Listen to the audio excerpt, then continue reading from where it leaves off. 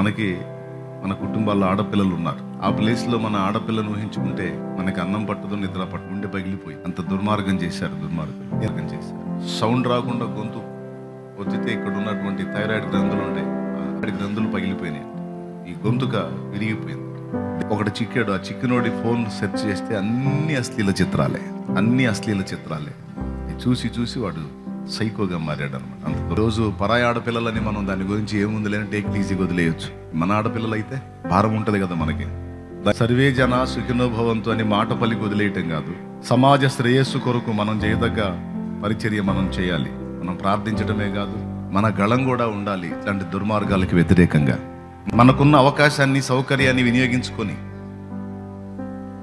యూట్యూబ్లో ఒక మెసేజ్ పెట్టడం ద్వారా కావచ్చు, ఒకళ్ళకి ఒక దుర్మార్గుడికి అంది వాడు మారితే వాడి వల్ల అన్యాయం అయిపోయి కొన్ని జీవితాలు ఆగిపోతాయి, కాపాడబడతాయి.